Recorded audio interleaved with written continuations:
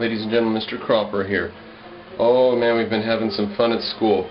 I'm going to talk about fractions and stuff, but I want to do a little quick detour real fast at the beginning. I was talking to my brother last night, and he was confused about my definition of the ideal. And I said the ideal always has to be attainable. It cannot be unreachable. And he took exception to that.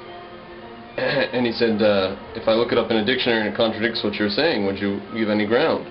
And I said, no, absolutely not. The dictionary is wrong.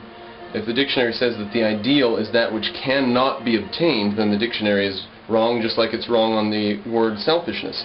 I said, you can't show me that they define selfishness as self-destruction and get any ground with me. Selfishness is not self-destruction. By definition, it couldn't be.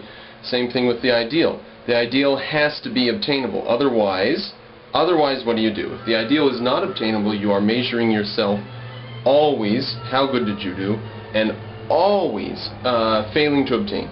You do never ever obtain the good if you set the good as impossible to obtain, by definition. And then you have low self-esteem. So you have to set the ideal as that which is possible. Only someone like a Christian would judge someone on what's not possible to them. So the ideal has to equal the possible. Not equal the possible, but the ideal has to be possible. The ideal is a subset of the possible, not the other way around. Now then, so we should never set goals for ourselves that we cannot obtain. We should always judge ourselves, asking the question, did I do everything I could, and was there anything else I could have done, and how did I fall short that way? But not, did I attain this imperfection, this unattainable ideal of perfection? Because then you never ever do attain, and then you become a sloth mentally, and you lose self-esteem and self-respect, or never gain it. So dangerous stuff there. You have to define the ideal in your life. What is ideal for you has to be defined as possible.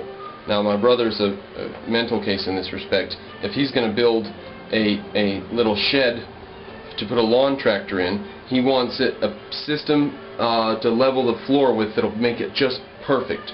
It has to be a perfect system. It can't just be a fudgy system or something, you know. And if he ideally wouldn't have any slope at all in the floor.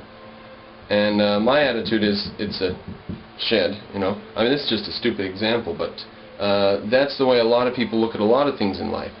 Set unattainable goals. Work towards them. You know, shoot for a star. If you make it halfway, you've gone a long ways.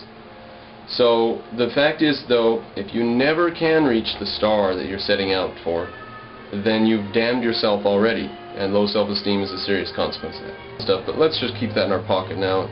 We'll go to a different video and talk about the mathematics, the attainable ideal of clarity when teaching children.